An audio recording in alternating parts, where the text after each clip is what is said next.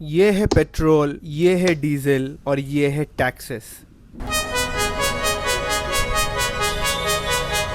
तो मेरा क्वेश्चन है, इंडिया में फ्यूल इतना एक्सपेंसिव क्यों है? 2014 में जब भी क्रूड ऑयल $110 से $50 हो गया था, फिर भी इंडिया के फ्यूल प्राइसेस कम नहीं हुए थे। इंडिया में फ्यूल प्राइसेस दुनिया में सबसे हाईएस्ट है। मैं इसका रीजन फाइंड आउट करके रहूंगा।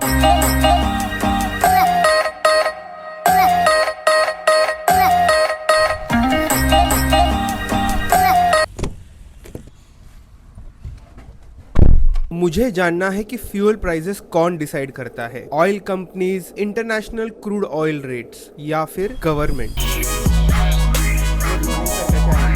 ये हमारे रेगुलर पेट्रोल पंप के मैनेजर है और मैंने उनको सवाल पूछे, लेकिन वो कैमरा के सामने आने से डरते हैं क्योंकि पता नहीं। आपसे झूठ बोला जा रहा है। Biggest factor crude oil prices नहीं, टैक्सेस है। Central government, state government, central government taxes, state government taxes. In fact petrol diesel sale जो होता है वो गवर्नमेंट का सबसे बड़ा रेवेन्यू सोर्स है। तो how does it really work? समझो इंटरनेशनल मार्केट में पेट्रोल का कॉस्ट है 40 रुपीज पर लीटर। फिर इसका रिफाइनिंग, ट्रांसपोर्टेशन का 10 रुपए और ऐड करो।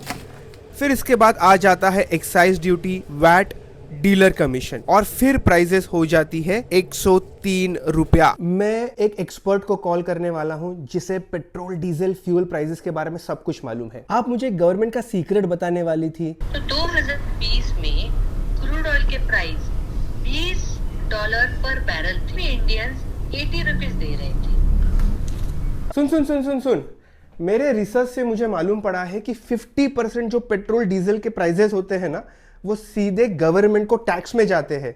हाँ, तो मुझे ऐसे लोगों को बताना पड़ेगा जिसको इस चीज से फर्क पड़ता है। तो इसलिए जब भी क्रूड ऑयल के प्राइसेस कम भी हो गए तो गवर्नमेंट ने वो सारा बेनिफिट हम जैसे कंज्यूमर्स को नहीं दिया, एक्साइज और वैट बढ़ा दिया। सर मैं समझ गया, मैं जरा दरवाजा खोल के आता हूँ सर। तुझे पता है विहान, इंडिया के फ्यूल प्राइसेस में 55% सिर्फ टैक्सेस होते हैं। क्या बात कर रहे हो? इतना ही नहीं, ग्लोबल स्टैंडर्ड्स में हमारा टैक्सेशन सबसे हाईएस्ट है पेट्रोल और डीजल के लिए। Oh my God. लेकिन इसका सोल्यूशन है, जब तक पेट्रोल और डीजल को ना एक सिंगल स्लैब में जीएसटी के अंडर नहीं लाया जाएगा, तब तक हम लोगों को एक्सपेंसिव पेट्रोल ही भरना पड़ेगा। तो ये मेरा प्रोटेस्ट है। जब तक फ्यूल प्राइसेस कम नहीं हो जाते हैं, मैं तो साइकिल में ही जाने वाला हूँ। आप भी कोशिश करो कि साइकिल पे जाओ, और दूसरी कोशिश जरूर करना कि जितना हो सके ये सारी वीडियोस को शेयर करो, क्योंकि पॉलिटिशियन जब भी डर जाते हैं कि अगर लोगों को चीप पेट्रोल नहीं मिला और उन्होंने वोट नहीं दिया तो हम लोग इलेक्शन हार जाएंगे। तो please share and subscribe as well.